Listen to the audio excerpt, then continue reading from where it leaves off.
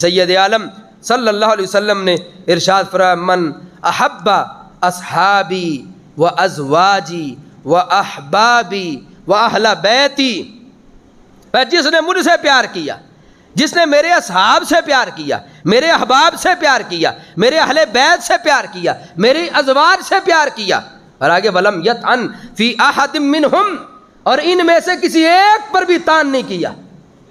یہ شرط سرکار نے لگائی ہے۔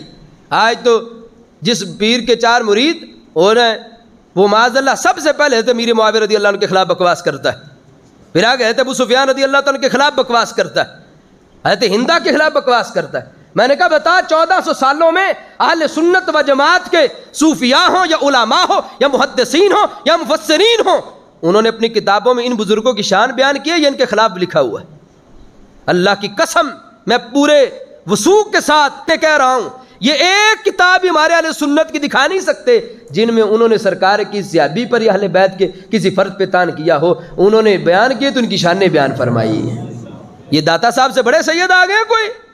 داتا صاحب کشف المعجوب میں حضرت امیر معاویہ رضی اللہ عنہ کی شان بیان کرے، یہ بے وقوف ان کے خلاف بکواس کرے، اور سرکار معظم علیہ السلام فرماتے ہیں رہ پیار کے ساتھ ان میں سے کسی ایک کے خلاف بات بھی نہ کرے۔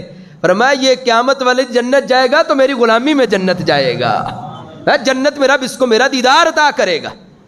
اور فرمایا جو ان میں سے کسی ایک پر تان کرے، تم نے کیا کہنا ہے؟ یہ جامع ترمذی میں وَقُولُوا لَعْنَةُ اللَّهِ عَلَىٰ شَرِّكُمْ، انہیں کو تمہارے شر پہ اللہ کی لعنت ہو، تمہارے شر پر اللہ کی، بولو سارے اگر اندر والے باہر ہو، تمہارے شر پر اللہ کی۔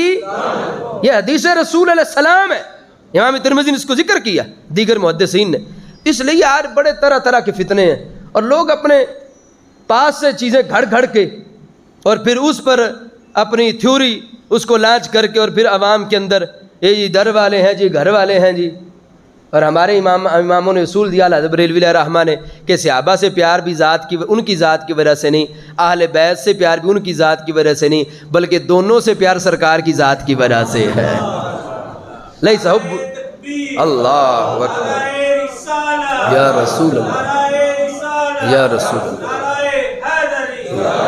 اس لیے آپ کی بارگاہ میں گزارش ہے، یہ توق کے ساتھ جو گمراہی آ رہی ہے، کیوں آ رہی ہے؟ اس لیے کہ یہ نصوص قرآن و سنت ہم نے سنی سنائی نہیں ہے، اور وہ جس طرف کوئی لگاتا اس طرف چل پڑتے۔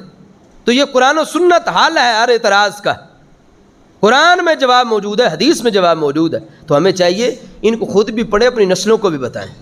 یہ نہ ہو کہ ہماری نسلیں کو گمراہ ہو جائے۔ کتنے لوگ تھے جن کے بڑے سنی تھے، آج وہ شیعہ ہو گئے یا وہابی ہو گئے، تو قبروں میں کے اندر بھی انہیں تکلیف ہوگی۔ تو فلاح تو کامیابی اس میں نہ کہ اولاد بھی جنت کے راستے پہ چلتی رہے، ایسا ہے کہ نہیں؟ تو جنت کے راستے پہ تبھی چلے گی جب ہم انہیں جنت کے راستہ پڑھائیں گے۔ جب ہم نے خود ہی نہ پڑھا، خود ہی سیکھا نہ، اولاد کیا سیکھے گی پھر ہم سے؟ اس لیے مساجد کے ساتھ اپنا رابطہ قائم رکھیں، نماز خود پڑھیں، دین پڑھیں، اور جو ہے حق کی بات سنیں، حق والوں کی بات سنیں۔